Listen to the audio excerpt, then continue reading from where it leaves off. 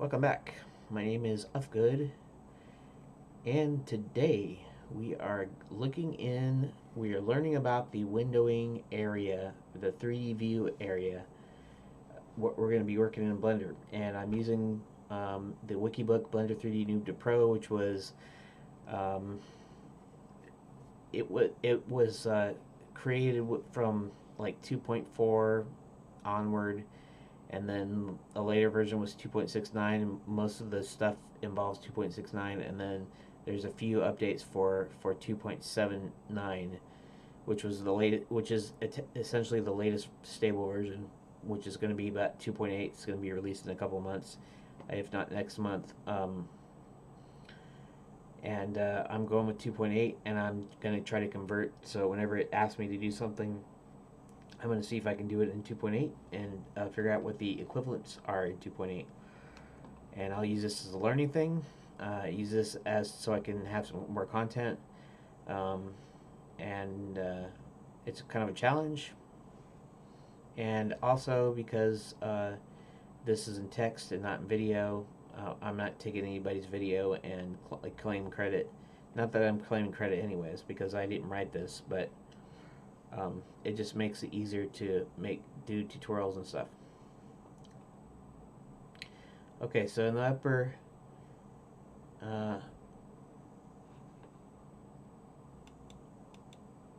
okay. Aha. That's interesting. Orientation. That's a little different.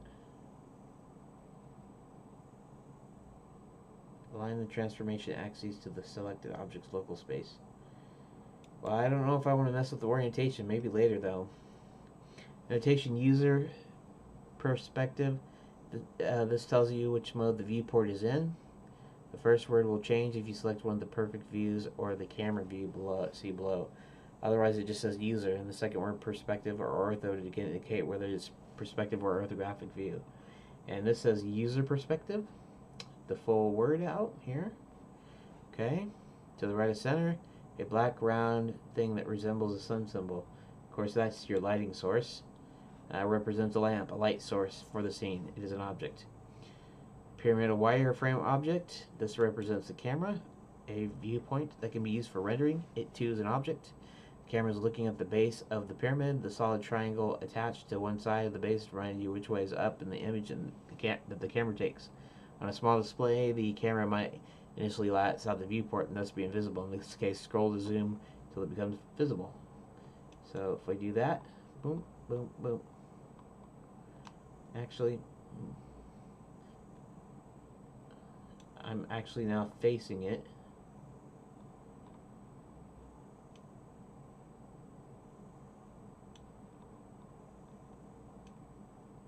Okay, let's do something here.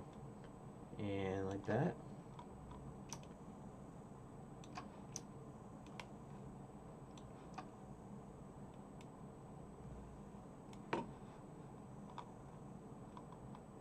I don't get this as far as like, see how it's moving really slowly? I don't get why it's moving really slowly. It's like after a certain I don't know if that's just like a limitation of, if that's just because of I'm gonna have to look and ask about that. See, we're already 4 minutes and I forgot my timer. So I guess start, we'll see 6 minutes before I stop. Oh. Okay, there we go. I keep forgetting too that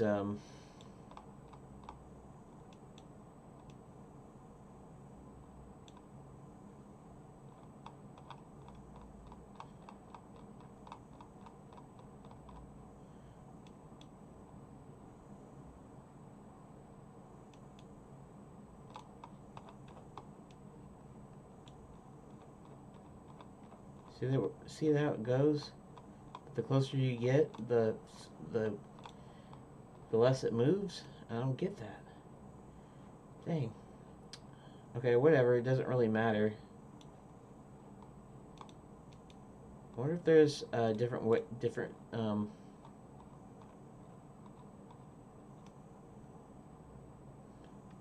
to scroll or something. Because that's a kind of a pain in the butt. Decorate background divided in squares by lighter lines. This is the grid floor, which you can but don't have to use as a background as a ground plane for positioning your models. And it disappears in some modes.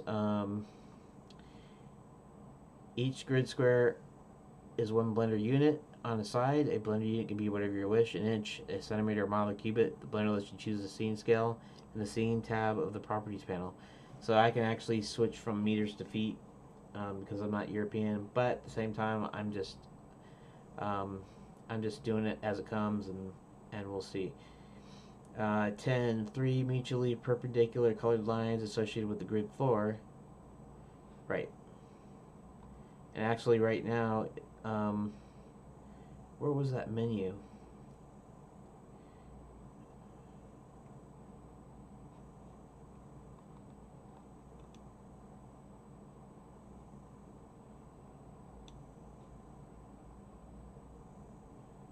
I wonder if there's a way to actually move. The only thing I can think of is, that's another thing I'm going to have to look for.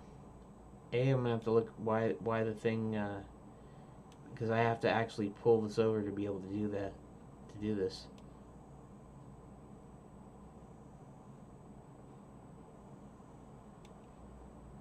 And there we go. If I turn that on, now we have all the 3 colored lines. Okay. Global coordinate axes for orienting your scene. The red is x-axis, the green is y-axis, and blue is z-axis. In Blender 2.67a, you can't see the blue line for z-axis, but you can see it in front of side view. And I just turned it on, so you can actually see it if you want to turn it on. Okay. Modes. Blender has many modes. Settings that affect its behavior, and especially true of a 3D view window, but sometimes not obvious. Actually, let's see how much I can here do that like that. That's a little bit better. Sometimes not obvious which mode is active leads to mode errors, or Blender will do something you didn't expect because you thought it was one mode is actually another. Function performed by a hotkey or mouse button depend on what mode the user interface is in, whether the keyboard is in numlock mode, which window is active. I have my numlock on just mainly because I'm using OBS and I have my hotkeys set up for the numpad keys, not for regular keys. Which window is active, mode active windows in, which items are selected, whether you've initiated a hotkey sequence. Helps to recognize the color modes and how to get out of them. Object mode versus edit mode. 3D view windows are normally in object mode. In this mode, the mouse pointer is the default arrow, normally used on other programs. Right mouse button is used to select objects in the scene. And in this case, they changed it in 2.8 to make it left mouse button because it's more, that is actually more more logical, or more what people are used to. So they managed to change that in the new interface. So it's not right mouse button, it's left mouse button. Okay. So see, I'm selecting objects with the left mouse button. Actually, it would be helpful if I turned on the key thing. So I might start doing that. I mean, it's not going to help right now, but see what I did there? Left mouse, event, tweak L. See? If I switch this back to this, I can use that to select all 3 objects if I want. There are objects in the scene you can get into 5 other modes. Edit mode, used to edit the shapes of objects. The mouse pointer is a thin inverse video cross Right mouse button is used to select vertices, faces, or edges of the current object. Press tab to enter or exit this mode. And I wonder if what tab does here. So tab doesn't seem to, wait, tab doesn't seem to do anything, which is fine, because you can go into, wait a second, how come I can't go into edit mode now? What happened? Something happened. Here, let's do something else. New, general. See, I don't, tab do something? Oh, interesting. Okay, so tab does go from between objects and edit mode. How about that? And this up here, I don't know if it'll get to it, but here is vertex, edges, and faces. So now I can select the face that I want to select, or the edges I want to select, or the vertex, vertices that I want to select. In fact, I can do that, that, and I just selected the face, which is interesting. What if I did shift?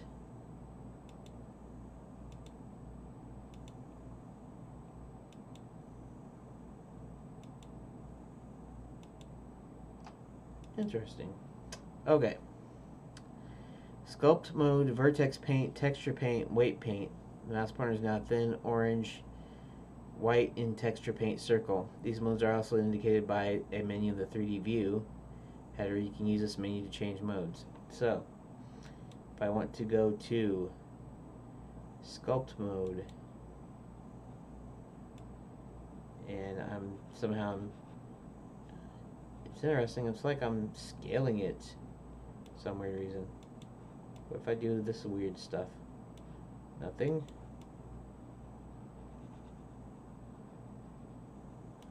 I don't know. This doesn't seem to be doing anything here. It's making it weird though, that's for sure.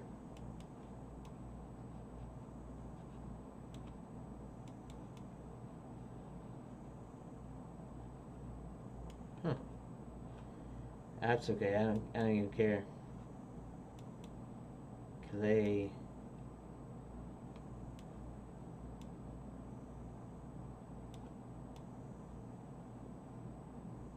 Gonna do anything? I don't know what it's doing. I don't care, I guess. I'm just playing around, I guess. And it looks like we are at our limit. And so I'm going to have to call this a video here, and we're going to continue on in the next video. So thank you for watching.